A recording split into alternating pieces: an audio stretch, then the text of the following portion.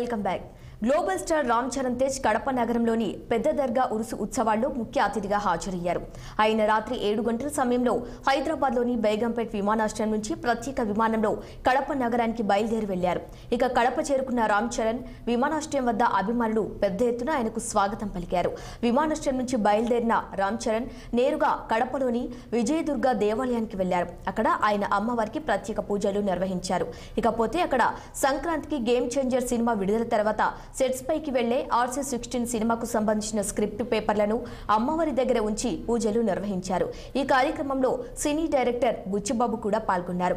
ఆలయంలో అమ్మవారి ఆశీస్సులు అందుకున్న రామ్ చరణ్ తేజ్ ఆ తర్వాత నగరంలోని పెద్ద దర్గాకు వెళ్లారు. ఇక ప్రస్తుతం జరుగుతున్న అమీన్ పీర్ దర్గా 80వ నేషనల్ ముషాయిరా గజల్ ఈవెంట్ లో హీరో రామ్ చరణ్ తేజ్ పాల్గొన్నాడు. దర్గాకు చేరుకున్న ఆయన ప్రత్యేక పూజలు నిర్వహించారు. దర్గాలో ముషాయిరా కార్యక్రమంలో రామ్ చరణ్ తేజ్ పాల్గొని చాదర్ సమర్పించారు. ఆ తర్వాత అక్కడ ఏర్పాటు చేసిన సాంస్కృతిక కార్యక్రమాల్లో ఆయన పాల్గొన్నారు. ఇందుకు సంబంధించిన ఫోటోలు, వీడియోలు సోషల్ మీడియాలో బాగా వైరల్ అవుతున్నాయి. కడప నగరంలో విమానాశ్రయం నుంచి గుడికి వెళ్లే సమయంలో మెగా అభిమానులు కోలాహలం తారాస్థాయికి చేరుకుంది. అడుగడుగున రామ్ చరణ్ తేజ్ కు మెగా అభిమానులు నీరాజనాలు పట్టారు.